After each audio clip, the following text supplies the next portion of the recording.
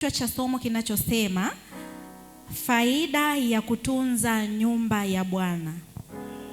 Faida ya kutunza nyumba ya Bwana. Ziko faida katika kutunza nyumba ya Bwana. Nakumbuka neno la baba yetu alisema ukiacha nyumba ya Bwana ichakae, yani ni hatari sana, kwa sababu unaruhusu na maisha yako wewe yachakae. Unaruhusu uchakavu kwenye maisha yako. Kwa hiyo zipo faida za kutunza nyumba ya Mungu. Na tufungue kitabu cha Hagai 1. Kitabu kina sura 2 tu. Tutafungua katika kitabu cha Hagai sura ile ya 1 na tutaanzia ule mstari wa 2. Haleluya. Na nitasoma kuanzia huu mstari wa 2. Tutasoma kuanzia mstari wa 2 mpaka wa 9. Wa 9 ndio. Nayo inasema hivi: Bwana wa majeshi asema hivi ya kwamba watu hawa husema, huu sio wakati upasao kuja, huu sio wakati wa kujenga nyumba ya Bwana.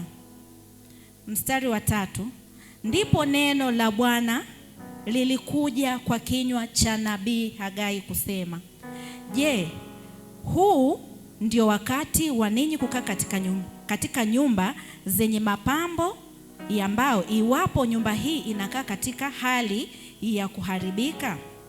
Haleluya. Nitaweka koma hapo kidogo. Biblia inasema watu hawa husema huu sio wakati wa kujenga nyumba ya Bwana. Na hii imekuwa ni kwa watu wengi. Watu wengi hapa saizi tunasema, jamani, huu sio wakati wa kujenga. Jamani, huu ni wakati, kifuku hiki ni kigumu. Tunasomesha, tumelipa kodi za nyumba, tumewekeza pesa mashambani. Kwa hiyo huu wakati sio wakati wa kujenga nyumba ya Bwana. Huu wakati ni wakati wa kufanya mambo yetu. Na hiyo tuwe tu wa kweli. Ni watu wengi sana tunapenda kutumia hilo neno kwamba kifuku ni kigumu. Kwa hivyo Biblia inasema, na hii ni Mungu alikuwa anazungumza na mtumishi wa Mungu nabii Hagai, akasema watu hawa wanasema wakati huu sio wakati wa kujenga nyumba ya Bwana. Basi ni wakati wa kufanya nini? Ina maana ni wakati wa kufanya mambo yetu. Kwa sababu huu wakati ni mgumu, ni wakati ambao sisi hatuwezi kufanya kazi ya Mungu, kwa sababu kazi ya Mungu inahitaji pesa.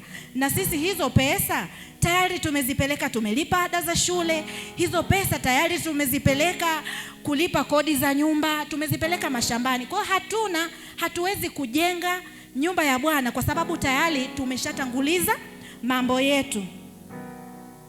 Ndipo neno la Bwana likamjia mtumishi wa Mungu kusema, watu hawa husema huu sio wakati wa kujenga nyumba ya Bwana. Huu sio wakati wa kujenga nyumba ya Bwana. Nitasoma ule mstari wa 5. Mstari wa 5 anasema, basi sasa Bwana wa majeshi asema hivi, zitafakarini njia zenu. Haleluya. Zitafakarini njia zenu. Kwa nini huu sio wakati wa kujenga nyumba ya Bwana? Kwa nini tunasema kifuku ni kigumu? Kwa nini tunasema yani mvua zikiwa zinanyesha na hela hakuna? Zitafakarini njia zenu wenyewe. Hata sisi tuna nafasi ya kujitafakari. Kwa nini hakuna kifuku kinapita tukaona kwetu ni chepesi? Kwa nini kifuku kinakuwa ni kigumu? Tutafakari njia zenu. Bwana wa majeshi alizungumza na mtumishi wake awaambie, jitafakarini njia zenu. Hata sisi wakati huu tujitafakari njia zetu. Ni kwa nini mambo yetu yanakuwa magumu? Kwa nini tunasema wakati huu sio wakati hata wa kujenga nyumba ya Bwana? Na tunaona wakati mwingine kuna mapungufu katika nyumba ya Mungu yapo, lakini tunasema huu sio wakati wa kujenga nyumba ya Bwana. Ni kwa nini? Biblia inasema, Mungu Bwana wa majeshi asema hivi, jitafakarini njia zenu. Bwana wa majeshi asema tujitafakari njia zetu. Kwa nini? Kwa nini kiwe kipindi kigumu? Kwa nini kiwe kipindi kigumu? Yaani kifuku tu. Kiangazi pesa zinatoka wapi? Ambazo hicho kiangazi pesa zipo na kifuku hazipo. Bwana wa majeshi asema hivi, zitafakarini njia zenu. Hapa tunaweza tukachukua nafasi, tutumie nafasi hii kujitafakari. Kwa nini? Kwani watu tunakosea wapi? Kwani wewe ada ya shule unalipa ada ya mwaka mzima? Hapana. Mbona kuna ada unalipa mwezi wa 6 na ni kifuku? Unalipa mwezi wa 6 na ni kiangazi, pesa inatoka wapi? Saizi tunasema kwa sababu tumelipa ada za shule, tumefanya mambo mengi, yani tumelipa kodi sisi tunalipa miezi mitatu. Kiangazi kinatukutaga na tunalipa kodi. Sasa kwa nini tuseme huu sio wakati wa kujenga nyumba ya Mungu?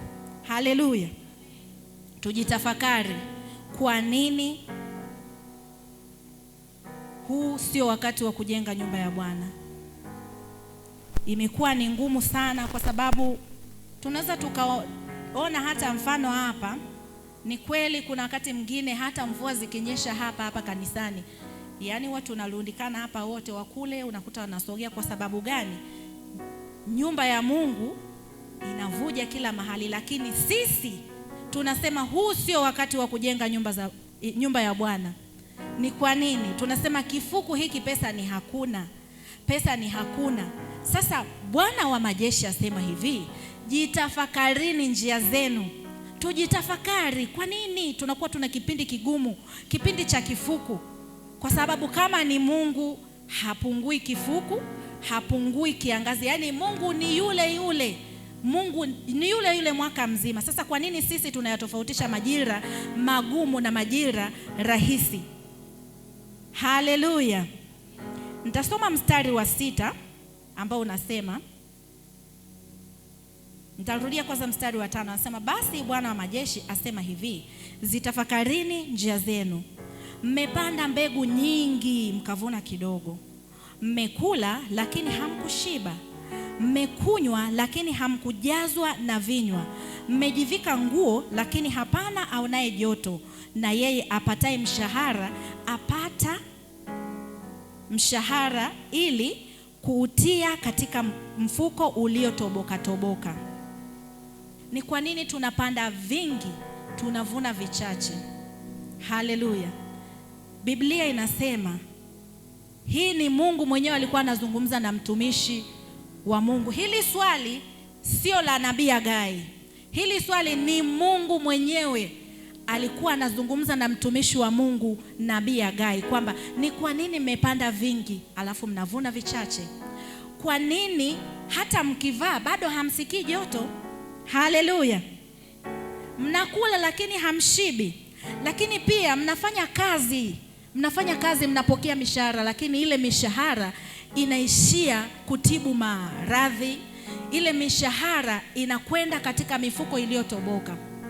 Tunapata pesa zinaishia, yani unapata tu mshahara, unakuta hili limeibuka, unakwenda kutumia ile pesa. Ndio maana tunapata mishahara tunaweka katika mifuko iliyotoboka. Haleluya. Anasema tuzitafakari njia zetu. Zitafakarini njia zenu. Ni kwa nini hata pesa mnayoipata inapitiliza? Mnapata kidogo na hicho kidogo kinapitiliza. Ni kwa nini? Lakini mstari wa 7 unasema, unarudia tena kusema, Bwana wa majeshi asema hivi, zitafakarini njia zenu. Kwa mara ya pili, kwa nini nyinyi mnakula hamshibi? Ni kwa nini mishahara yenu, yani unapata mshahara hakuna mabadiliko yoyote, unapata pesa, basi sio kwamba hata tunavaa vizuri, hakuna. Basi jiulize kwa mwaka mzima umefanya nini? Ukipiga hesabu unakuta ni hakuna. Je, pesa ulipata? Ndio nilipata. Zimeenda wapi? Ndio anasema Mungu, zitafakarini njia zenu. Mmepata mshahara na mkautia katika mifuko iliyotoboka. Mmepata pesa zimepitiliza. Umepata tu hela, umepata hela kidogo, basi hiyo pesa imepitiliza, imeenda kwenye magonjwa. Umepata tu pesa kidogo, mara linatokea hili, ile pesa imetumika. Bwana wa majeshi asema hivi, zitafakarini njia zenu. Ni kwa nini yanatukuta haya? Ni kwa nini sisi tunapata pesa lakini matumizi yetu, hata ukipiga hesabu nilifanyia nini. Kuna wakati mwingine tunashika pesa nyingi, yaani unashika pesa mpaka unasema hii, nafikiri katika ule mpango wa 100,000 kwenye hii 200,000 nikitoa basi nitakamilisha lile hitaji, lakini utakuta umepata pesa zaidi iliyozidi hata ule mpango wako, lakini mpango hukamilishi na pesa inapotea. Haleluya, haleluya, watu wa Mungu. Biblia inasema, Bwana wa majeshi asema hivi, zitafakarini njia zenu. Ni kwa nini haya yote yanatukuta? Haleluya.